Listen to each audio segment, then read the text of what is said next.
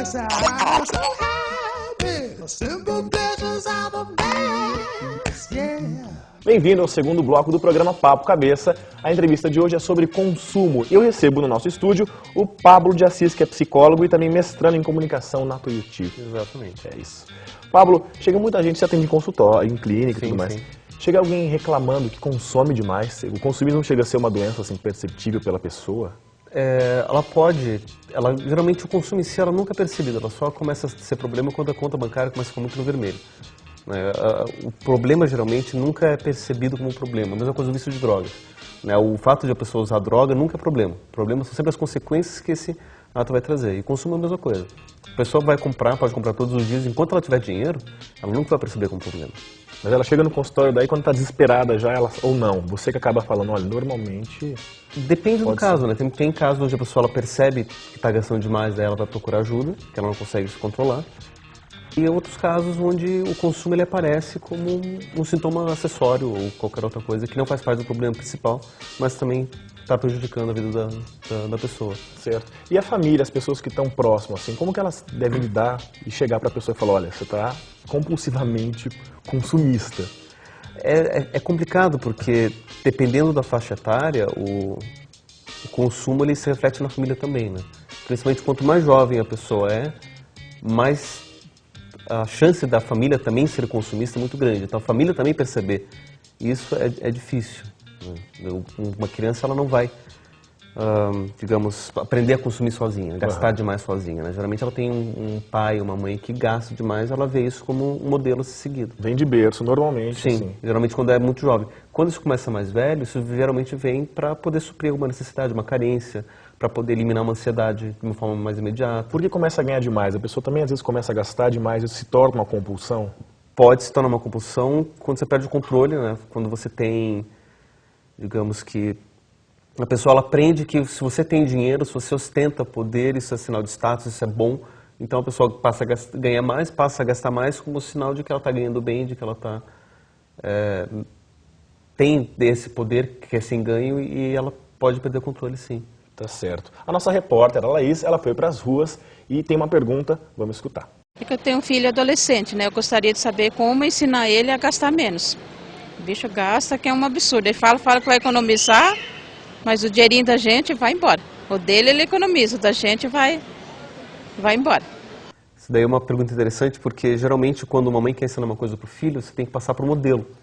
Né? Então, se o filho gasta demais, é porque provavelmente dentro da casa tem gente gastando demais. Tem uma história bem divertida com um mestre muito antigo que recebia várias pessoas e uma mãe chegou para esse mestre e falou, meu filho come muito açúcar, eu preciso fazer com que ele pare de comer açúcar. E o mestre falou, volte daqui a um mês. Um mês ela voltou e ele falou, tá, eu vou falar para ele, só que não me pergunte o que eu vou falar para ele. Então tá bom. Ele foi lá, conversou com ele estava comendo doce, largou o doce na hora, nunca mais comeu açúcar. A mãe ficou intrigada e perguntou, mas mestre, por que você pediu para voltar um mês depois, sendo que só uma palavrinha rápida ia bastar? Ele falou, não, antes de eu pedir para ele parar de comer açúcar, eu tive que parar de comer açúcar. Né, para ele poder saber como é que é. E a mesma coisa dentro de casa, né? Se uma família quer ensinar para o filho fazer isso, ela tem que fazer isso também.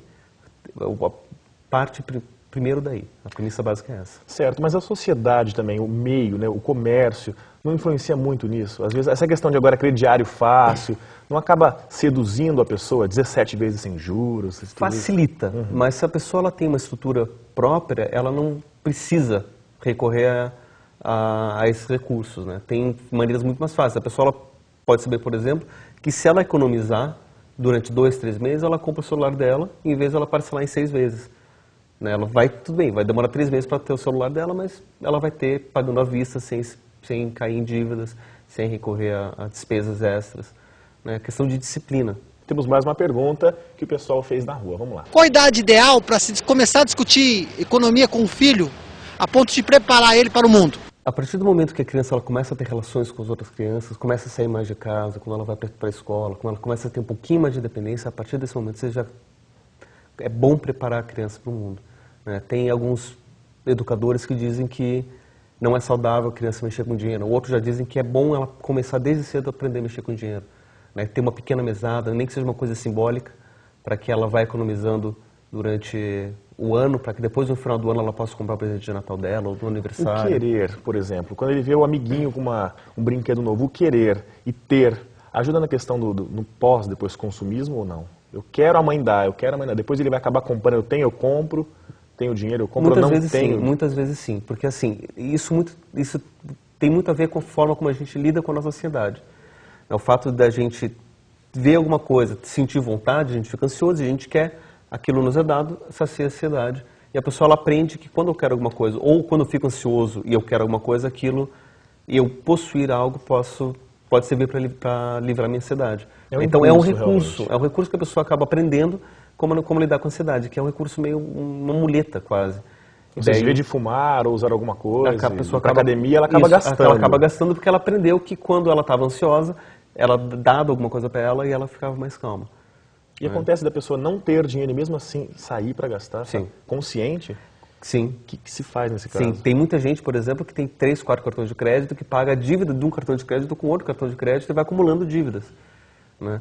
Nisso daí é a questão da pessoa perceber que ela está gastando e querer mudar. Né? Porque não adianta falar para ela, olha, você tem que mudar. Se ela não quiser, ela vai continuar gastando, não adianta. Então como um psicólogo vai ajudar isso? Porque ela tem que chegar na clínica e falar, eu estou gastando e não sei já como controlar isso. É isso? Sim. Primeiro tem que entender qual que é a ansiedade que está por trás, né? O que está alimentando essa ansiedade. Né? O que ela está fazendo da vida dela, quais são as escolhas da vida dela que levaram ela a chegar até aí. Né? O que o comprar traz para ela e começar a trabalhar com disciplina, né? Treinar a disciplina. O fato dela procurar uma ajuda psicológica e toda semana, religiosamente, pagar para o psicólogo religiosamente, né? O fato dela estar tirando do desperdício e estar investindo em si, mas é um investimento no horário que é para ela. Né? Tudo isso que ela faz de uma forma metódica ajuda a treinar a disciplina. Né? Além de outras coisas que o psicólogo pode estar trabalhando com a pessoa dentro do consultório. Agora vamos inverter, a pessoa que nunca gasta, aquela pessoa que acha que ela tem que acumular para sempre, e morre e deixa, sei lá, para quem o dinheiro, também chega a ser um problema? Depende, assim, de novo, o fato em si nunca é problema, o problema sempre vai ser com as consequências disso. Né? Se de repente ela acumula, tem muito dinheiro, ela pode fazer uma coisa, mas nunca faz, isso é um problema. Porque ela tá retendo uma energia dela que ela não está usando para investir. Né? Os economistas dizem, né, que dinheiro bom é o dinheiro que está sempre em movimento. Se você pega o dinheiro e coloca na carteira, aquele dinheiro não serve para nada, ele só desvaloriza. Para ele poder crescer, para poder gerar mais coisas, para você sempre ter dinheiro, é sempre bom ele estar girando. E o mesmo se dá com as coisas que a gente tem, com os recursos que a gente acumula, tudo com a energia que a gente produz. É sempre bom estar sempre em movimento. Então, tá certo. A gente tem mais uma pergunta do povo nas ruas. Vamos conferir. Por que o adolescente gasta bastante? Bom, o adolescente ele gasta bastante, de novo, ele pode ser um recurso que ele aprendeu dos pais. Né? Ou pode ser um modelo que ele aprendeu da sociedade, no caso de que quando você tem, você é mais. Quanto mais você tem, mais você é. E é dado esse valor para o jovem. Tem jovens, por exemplo, que não têm esse valor. E eles não gastam tanto. É tudo uma questão de educação. Né? E o adolescente, nesse momento, ele está começando a se descobrir, ele está começando a aprender as relações. E ele tem que começar a ver melhor como lidar com tudo isso. Mas o meio social, a família, o que influencia mais nisso? Geralmente a família, né? A família porque são as pessoas que estão mais próximas do jovem. No caso, se a pessoa ela tem uma família desestruturada, ela passa mais tempo com os amigos, aí você tem que ver... Quando eu digo família, são as pessoas mais próximas dela. Certo. Né? Pode ser dentro do colégio, pode ser com os amigos, né? Depende da estrutura de cada um. Tá certo. Agora vamos deixar uma dica para o pessoal que está desesperado assistindo isso, falando, pera, eu acho que eu sou consumista ou não. Como identificar essa questão de gasto compulsivo e consumo exacerbado? A questão da compulsão sempre tem a ver com controle. Se você consegue se controlar, se você consegue olhar para aquilo e falar, não vou comprar. Não vou fazer isso, hoje eu não posso, hoje eu não quero, vou deixar para depois. Se você consegue fazer isso é porque você não é vítima da compulsão. As mulheres, vamos falar das mulheres, né, que gastam, por exemplo, com bolsas demais ou sapatos demais, porque é um hobby, porque ela gosta daquilo em específico. Pode ser considerado também essa compulsão? Depende muito, porque assim, tem mulheres que adoram ter vários sapatos, não gostam de repetir roupa, tudo bem, é uma escolha dela, né, e quer ter variedade. Agora, começa a ser problema quando ela gasta além daquilo que ela tem. Se ela tem um salário X, ela gasta além disso em sapato, é problema. Ou se ela gasta dentro do orçamento, dela dentro do salário, mas não sobra dinheiro para pagar as contas de casa, não sobra dinheiro para pagar comida, Para comer. né, para fazer outras coisas, daí começa a ser problema. Né? Então, é sempre questão, o foco daí é a moderação, é a disciplina, é saber quanto você pode gastar. E é sempre bom, uma dica também é colocar uma meta de quanto você não vai gastar, economizar para o mês seguinte. É verdade, é legal os 30%, né? Aquela coisa, tem gente que fala isso, que os turcos, os árabes... Bom, a dica é economizar então, né? É, dica é economizar, aí vai de cada um quanto é que ela vai economizar. Então, Agora, tá se você certo. conseguir no final do mês, sempre salvar um pouquinho, falar, olha, poxa, sobrou R$10 no final do mês. Ótimo, então já um passo a mais que você vai conseguir fazer. Próximo mês, quem sabe 20, no próximo mês 50. Tá certo. Boa tua dica, mas agora vem mais dicas, só que agora culturais, aqui no Papo Cabeça. Oh, yes, I'm so happy. The simple pleasures of a man. Yeah.